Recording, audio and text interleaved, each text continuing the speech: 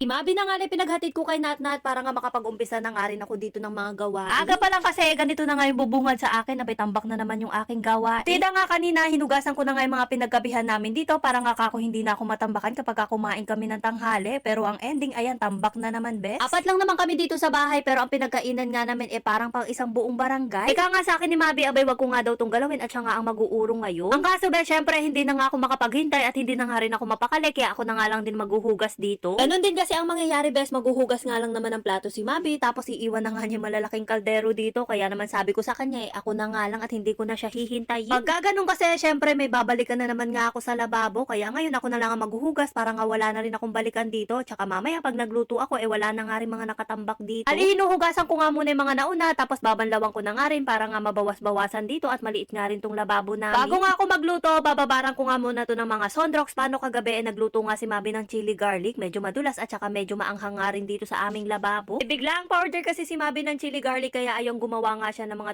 24 pieces. Abang binababad ko naman yung mga kawali nagpunas na nga ako dito sa lutuan namin at puro talansik nga to na mantika pati nga dun sa may dingding isinama ko na rin at sinabon ko na nga din. Ika nga sa akin ni Mabi kagabi bago nga daw siya matulog pinunasan na nga daw niya to. Syempre dahil nga nanay tayo yung mga punas-punas ni Mabi hindi ko nga gusto, bes, kaya inulit at sinabon ko nga ulit. Tanggal ko na nga rin yung pinakalutuan at ibababad ko nga din at masyado nga sa mantika. Ayan, kahit papano medyo lumilinis na nga tong lababo namin. Ika nga sa akin ni Mabi, dapat daw nagluto na nga muna ako bago ako maglinis ng ng lababo para isang linisan na nga lang daw. Ika ko nga sa kanya, mas gusto ko nga magluto dito kapag nga ako malinis para nga di makapag-focus. Charis. Pagkatapos ko naman maglinis ng lababo, ayan, inilabas ko na nga yung aming uulamin. Bali, bumili nga pala ako kanina sa talipapa ng pork chop. Sabawan ko nga sana to kaso medyo tinatamad na nga ako magluto kaya ipiprito ko na nga lang. Simpleng luto lang naman yung gagawin ko dito. Bali, ayan, tinimplahan ko na nga lang siya. Naglagay ako ng asin, paminta, paprika at konting garlic powder. Namahan ko na din ng harina, isang itlog at saka nga cornstarch. Siyempre, lahat ng pampalasa dyan ay tinansya ko nga lang. Halo-halo ko nga lang siya hanggang sa kumapit lahat ng pampalasang inilagay ko dun sa may baboy. Ali-anim na piraso nga tong pork chop na nabili ko at medyo makakapal nga yung hiwa niya kaya tatlo lang na may pipirito ko tapos yung tatlo bukas na nga lang, bes. Once na prito na kasi itong pork chop, alam nyo naman, bes, lumalaki lalo na nga kapag nalagyan ng breading. Habang piniprito ko nga to, syempre gumawa na nga rin ako ng sausawan dito. Abay, kanya-kanya nga kami ng trip ngayon, bes. Si Mabi naman gusto dito toyo mansi. Tapos ako nga ang ginawa ko